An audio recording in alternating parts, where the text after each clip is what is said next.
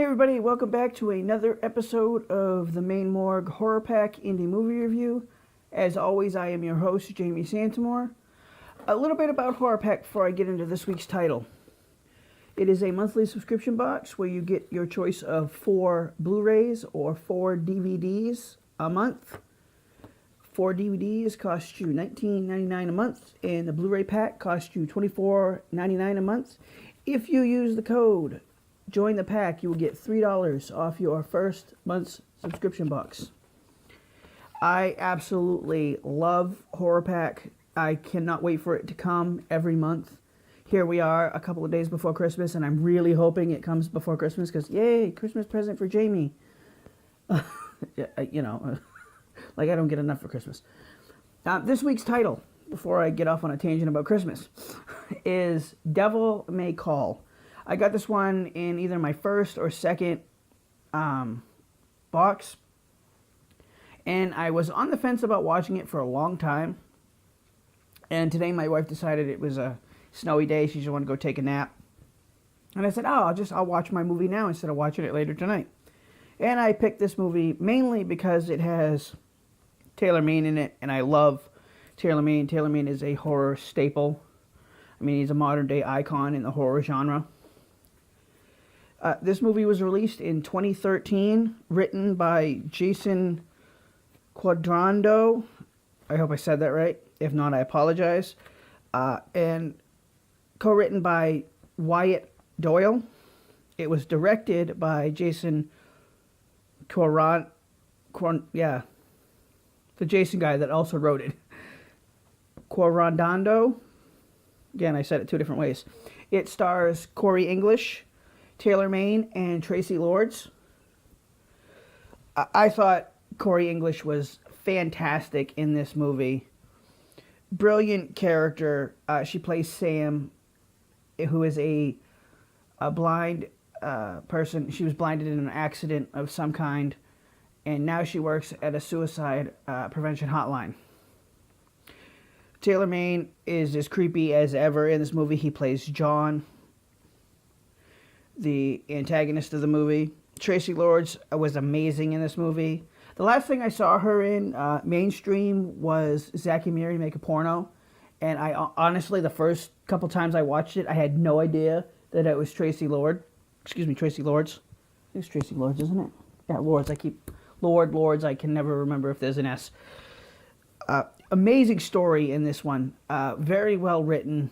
So kudos to the writers. Let me read the back of it because it'll basically tell you what the movie's about. Blinded in an accident, Sam, played by Corri Engish, rebuilt her life by helping callers on a suicide hotline. When she informs an obsessive caller, played by Taylor Mane, that she's quitting, he takes the news personally. Very personally. What begins as a quiet shift at work becomes a frantic fight for survival against a relentless killer in the darkest, deadliest night of Sam's life. And that, sums it up. That's a great little blurb for the idea of the movie. Like I said, very well written, an amazing story. It has a lot of the same tropes that you see in a lot of serial killer slasher movies, but some twists that I was like, wow, that's really interesting. When John calls back into the hotline and repeatedly calls Sam a liar when Val, who is played by Traci Lords, let it slip on a call that Sam was leaving, the night was her last night. He calls her back and actually gets through to Sam this time and says, "You're a liar, liar, liar." Like I said, Taylor Mane is creepy as hell in just about every movie he's in. And I have to tell you, as a fan of Rob Zombie's Halloween movies, there was a lot of Michael Myers, Taylor Mane, in this movie. Just his actions, his body language. And he just imposes himself in every scene that he's in, which, I mean, that's the point, but he does it fantastically in this movie. I really enjoyed the conversation between Jess, who is new to the Suicide Hotline group, and Sam. It was a really good way to get Sam's exposition out there. I absolutely love the power outage because of the toaster in this movie. Apparently, you can't use the toaster because it makes all the lights go out on the floor. I just thought it was funny. It was a good plot device to get the power outage without, John ripping the cords out, which he does, ripping the fuses out, which he does later in the movie.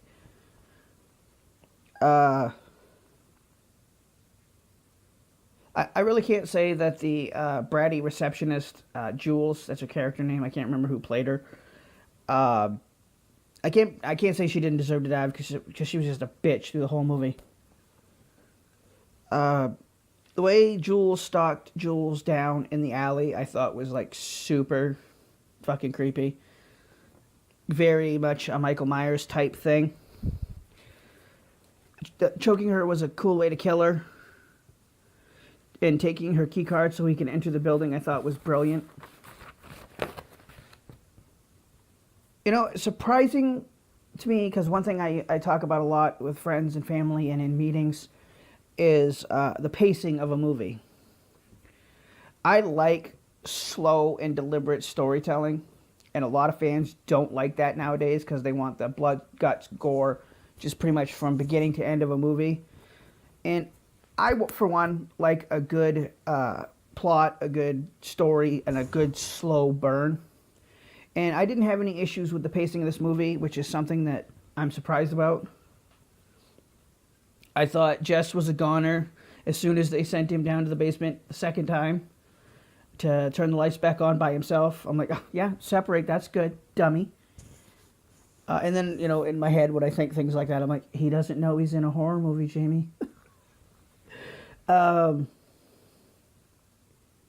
dumbass security guard. Is there one of those like in every movie? I know there was dumb cops in Sins of Man, Rise of Mortis. A little bit smarter in Sins of Man 2, Vengeance, which are my two feature films. But I think the dumb security guard was one of those things that was like, kind of too cliche, but, it's needed to progress the story forward. And of course, he's in the elevator waiting to go up to check on Jesse's story because he doesn't believe Jess because he doesn't have a key card, doesn't have ID, nothing. He was down in the fuse box. The fuse is down by the fuse box when he got caught, and all the fuses have been ripped out. So he figures that Jess did it. And as soon as he opens the elevator on, I think it's the 5th floor that they're on, John kills him, which, he kind of fucking deserved it. I love the vulnerability of Sam with the twist of her being blind. I think that adds something to the final girl character, something that you don't see in a lot of horror movies. It's actually a brilliant idea. So kudos to the writers for making that very interesting story piece. Val seeing John for the first time was classic horror. She's like, and she freezes for a second. I thought for sure John was just going to grab her by the shoulders and toss her through that window, which would have been funny.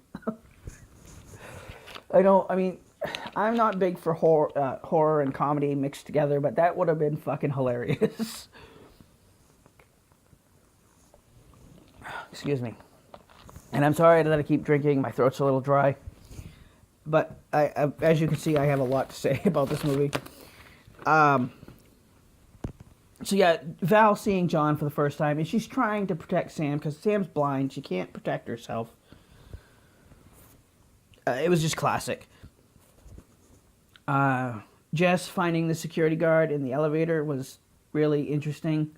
Like, that was his wake-up call. Like, okay, there's some shit going down.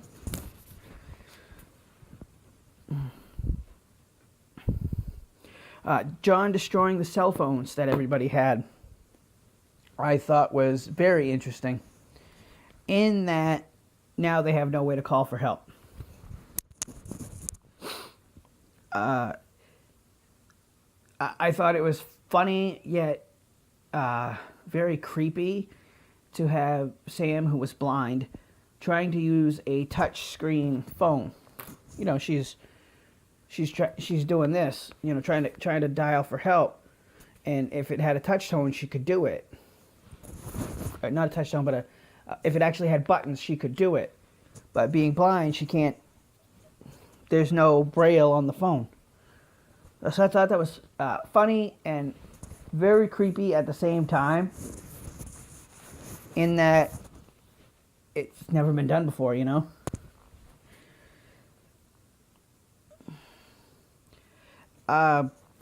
That idea really, really worked well. Also, I thought John and Sam meeting face to face for the first time was amazing. He stalks her down the hallway. She just keeps walking backwards. She can't see him, but she can feel him, advancing on her. Jess saving Sam was cool, but I saw that coming. I knew he wasn't going to let her die. And of course, they separate after John kills Val. And Jess knocks down John. Claim to knock his ass out.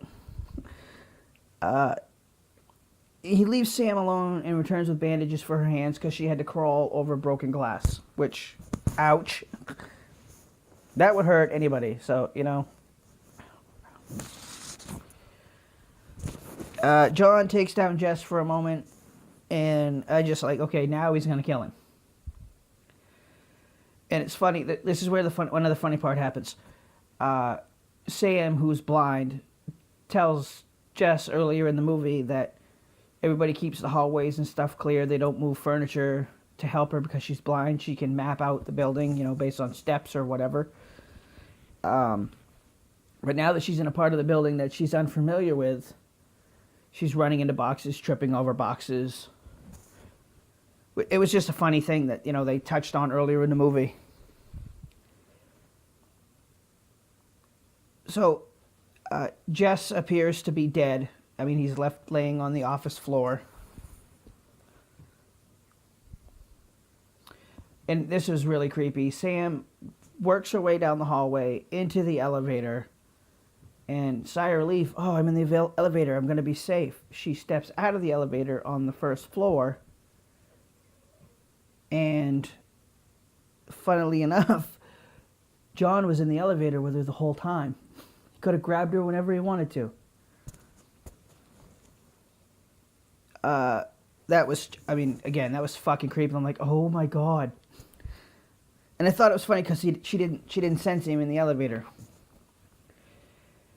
Another intense chase scene with Sam and John.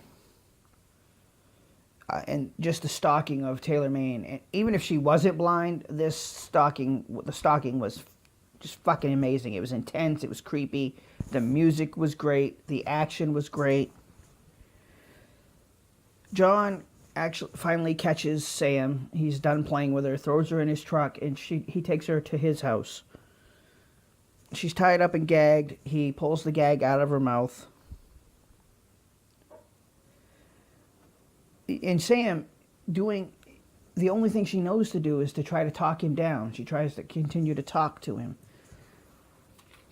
And, when John has had enough of her trying to help him, he screams at her, and that set me back in my chair. I'm like, wow, that was fucking intense. John suffocated Sam until she loses consciousness. They show another montage of the areas of John's lair, or John's house, I guess it would be. She wakes up again with John holding a noose or a rope to make a noose in his hands. The ending dialogue of this movie was good, well written, very chilling. It was just very intense and, like I said, very, very chilling. I'm like, wow, how is this going to end? Is he going to kill her? Amazingly intense finale to the movie. The closing monologue or voiceover was very good, very well written, and just like you could feel the intensity of it. Overall, I gave this movie a 4.5 out of 5 because I thought it was just a brilliant movie. I was asked to be more descriptive with the movie notes. earlier by another fan. So that's why this video has been almost twice as long as most of my Horror Pack indie movie reviews. That's all I got this week, folks. I highly recommend Devil May Call for all horror fans. It's intense. It's very much a suspense with a little bit of suspense thriller with a little bit of slasher mixed in. Because, I mean, Taylor Maine does kill 3, 4, 5 people. I can't remember. I think it's 6 total, actually. But anyways, thank you guys for watching this video. Take care, everybody. This is actually going to be uploaded on Christmas Eve. So, Merry Christmas, Happy Holidays, Happy Hanukkah, Happy Kwanzaa to those of you that celebrate those holidays. Take care, everybody. I will see you guys on Wednesday with another episode of the Maine Morgue, and I am still working on the notes.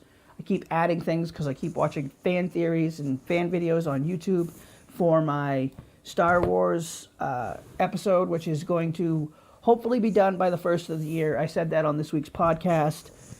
I'm still working on it. I got to stop watching videos and stop adding notes. I just need to talk about the things I want to talk about because there's, 7 movies to talk about, folks. So I'm still working on that. Take care, everybody. And of course, as always, stay humble, stay hungry, and may the force be with you.